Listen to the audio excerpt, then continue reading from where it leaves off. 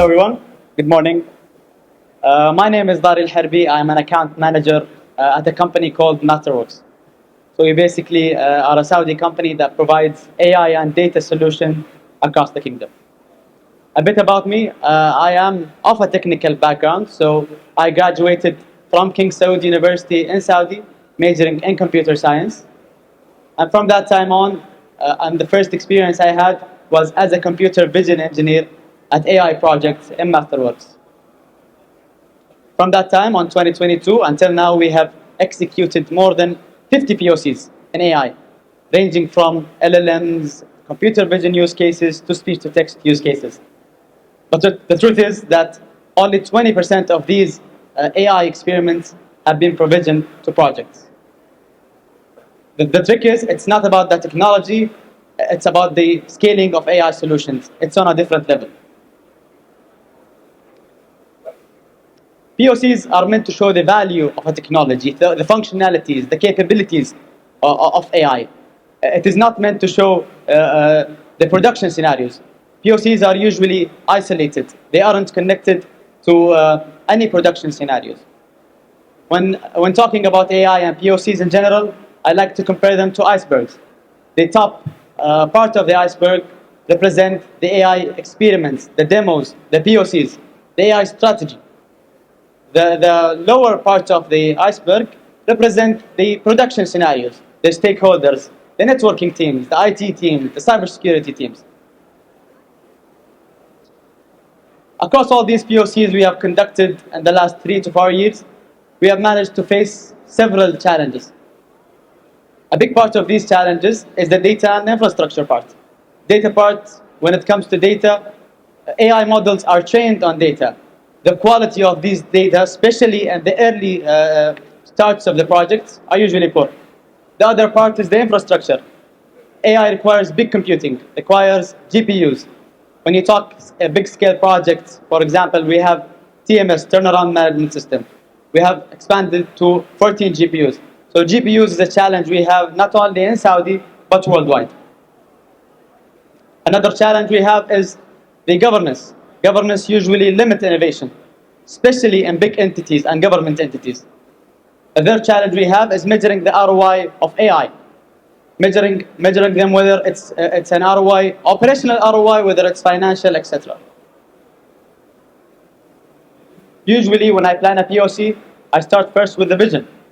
When planning a POC, I take into consideration the part of provisioning it to an actual product, the lower part of the iceberg we talked about. Second part would be securing the leadership buy-in.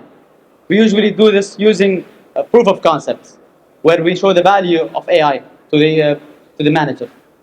And doing all these activities, we manage them in an agile way, where we segment them into phases and take them gradually and scale them up. Of course, all of these parts are aligned with the National Digital Transformation Plan, especially in Saudi. Let me take you into a real case scenario we had, which is called Turnaround Management System. Turnaround Management System is a solution that we have deployed in Riyadh airports in Saudi. The challenge was that when you head to the airport and you head to your aircraft, you find it delayed. When you ask the people there what's happening, they don't know. But when you dig deep into the issue, you found out that there is too many stakeholders engaged. You found there is a fueling company, there is a baggage company, there is a catering company. This number of stakeholders and the communication between them was the real issue of the delays, especially in Riyadh airports. The current situation was in 2022, there was an employee at each gate, time-stamping each of these activities. Fueling arrived at this time, baggage arrived at this time.